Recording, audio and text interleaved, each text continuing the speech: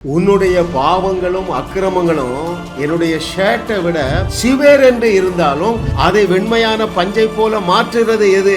அவருடைய ரத்தம் அல்லவா?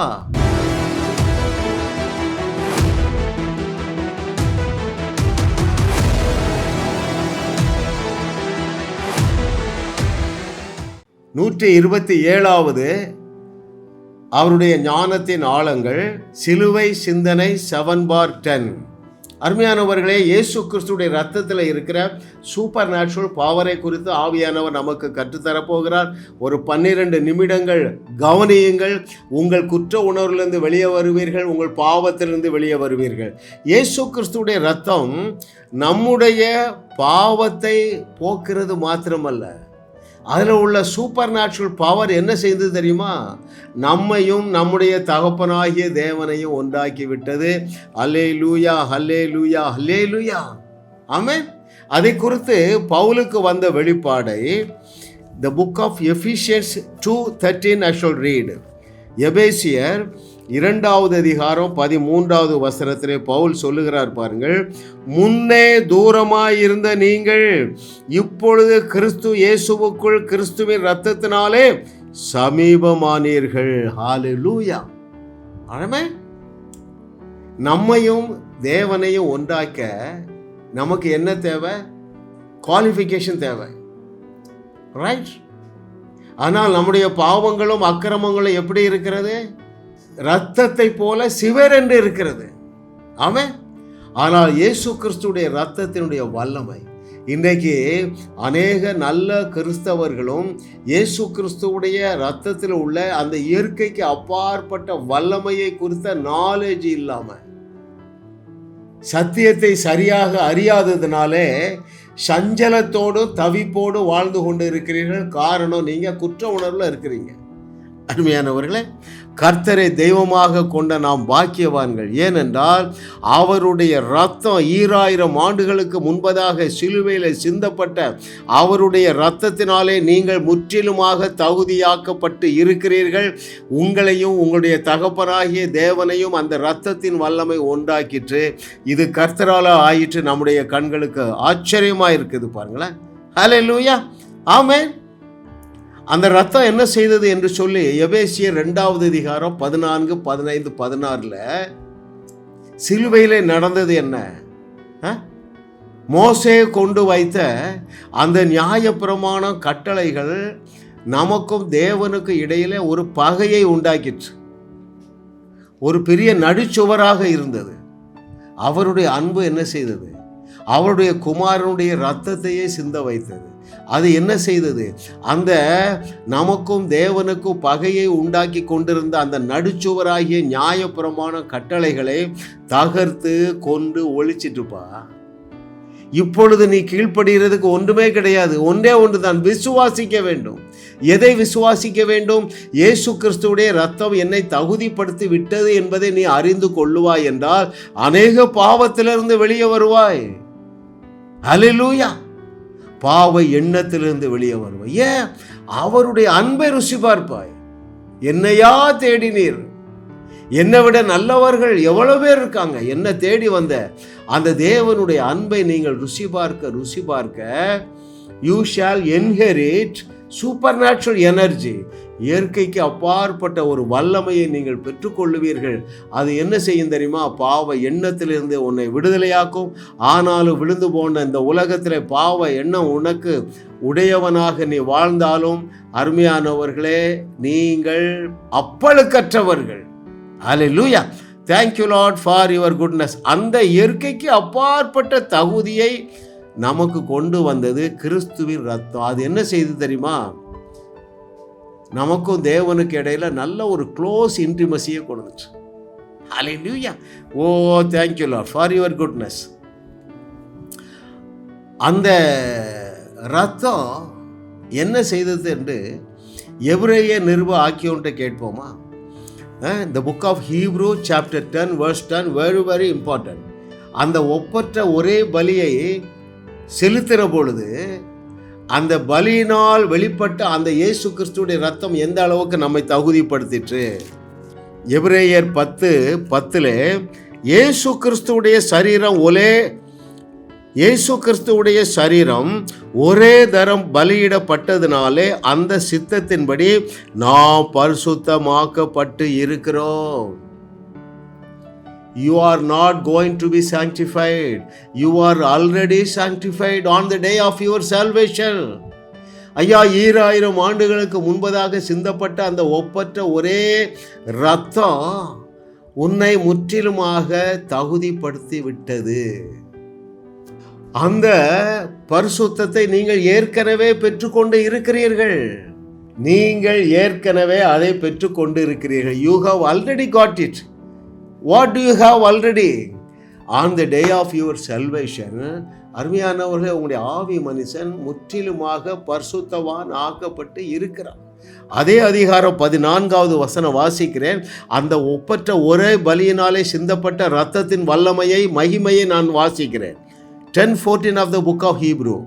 ஏனெனில் பரிசுத்தமாக்கப்படுகிறவர்களை, மறுபடியும் பாருங்க, ஒரே பலியினாலே இவர் என்றென்றைக்கும் பரிபூரணப்படுத்தி இருக்கிறார். ஹல்லேலூயா, ஹல்லேலூயா, ஹல்லேலூயா. கர்த்தரை தெய்வமாக கொண்ட நாம் பாக்கியவான்கள் அருமையானவர்களே. ஆமா, ஏனென்றால் உச்சபட்சமாக தேவனால் என்ன செய்ய முடியுமோ அதை சிலுவையிலே செய்து முடித்து விட்டார். இன்னைக்கு சிலுவை சிந்தனை 7/10 தியானிக்கிறோம். அந்த சிலுவையிலே நடந்த இந்த கிரியையை, இந்த டிவைன் ஒர்க்கு, ஹல்லேலூயா, இதை நீங்கள் சரியாக விளங்கி கொள்ளுவீர்கள் என்றால் எதை புரிந்து கொள்ளுவீர்கள் தெரியுமா? உங்களை குறித்து உங்கள் தகப்பனாகிய தேவன் எவ்வளவு திருப்தியா இருக்கிறார் என்பதை நீங்கள் அறிந்து ஏற்றுக்கொள்ளுவீர்கள். இன்னைக்கு சதா ஒரு நம்பிக்கை இல்லாத மனநிலையில வாழுகிறீர்கள், குற்ற உணர்வோடு வாழுகிறீர்கள். வேற எப்படி? ஒரு தாழ்வு மனப்பான்மை, அப்புறம் ஒரு ரேஸ். நான் இன்னும் நிறைய தலைகளை நின்று அப்பாவை பிரியப்படுத்தணும், நான் இன்னும் ரொம்ப நேரம் உபவாசம் பண்ணணும், நான் இன்னும் ரொம்ப நேரம் பைபிள் வாசிக்கணும். அருமையான தகப்பன்மாரே, தாய்மாரே, பிள்ளைகளே, கேளுங்கள். உங்களை ரட்சித்த தேவன் உங்களை பூரணமாக உங்களுடைய ஆவி மனுஷனிலே தகுதிப்படுத்தி விட்டார். அந்த தகுதி நிமித்தமாக அவர் சந்தோஷமா இருக்கிறாரு. Your spirit man has been sanctified. Your spirit man has been made perfectly perfected. இந்த வெளிச்சம் எனக்கு வந்ததுங்க. அவரை நான் கொண்டாடுறேங்க, அவரோடு நல்ல அன்பில் இருக்கேங்க. நான் தனியாக டிரைவ் பண்ணாலும் அவர் என்னோட பேசிகிட்டு இருக்கிறார், நானும் அவரோட பேசிகிட்டு இருக்கிறேன். ஆமாம், ஏர்கிராஃப்டில் போனாலும் சரி, ட்ரெயினில் போனாலும் சரி, பஸ்ஸில் போனாலும் சரி, அவர் என்னை தனியாக இருக்க விடுறதே இல்லைங்க. எதனால அந்த கான்ஃபிடன்ஸ் வந்தது தெரியுமா? I am perfectly perfected. It is the supernatural power of the blood. 2000 ஆண்டுகளுக்கு முன்பதாக சிந்தப்பட்ட அந்த இயேசு கிறிஸ்துவுடைய ரத்தத்தில் அந்த க்ளோஸ் இன்டிமசி வந்துட்டுங்க. அவர் என்னை விட்டு விலகுவதும் இல்லை, என்னை கைவிடுவதும் இல்லை என்ற வார்த்தை எனக்கு மாம்சம் ஆயிற்று. ஹல்லேலூயா. என்னுடைய கீழ்ப்படிதலே குறைவு இருக்குதா? நிச்சயமாக இருக்கிறது. ஆனால் நான் குற்ற உணர்வு அடைகிறதில்லை. ஏனென்றால் என்னை பரிசுத்தமாக்கினது அவருடைய ரத்தம். அதை அவர் பெர்ஃபெக்டாக செய்து முடிச்சு விட்டார். அடுத்து இந்த ரத்தம் என்ன செஞ்சது? முதலாவது நம்மை தகுதிப்படுத்திட்டு, ரெண்டாவது அவரோடு ஒரு க்ளோஸ் ரிலேஷன்ஷிப்பை தந்துட்டு, மூன்றாவது என்ன செஞ்சுட்டு தெரியுமா? அவருக்கு ரொம்ப க்ளோஸ் ஆகிட்டோம். அதாவது அவரோடு கூட நாம் சிங்காசனத்தில் உட்கார்ந்து இருக்கிறோங்க. That is our identity.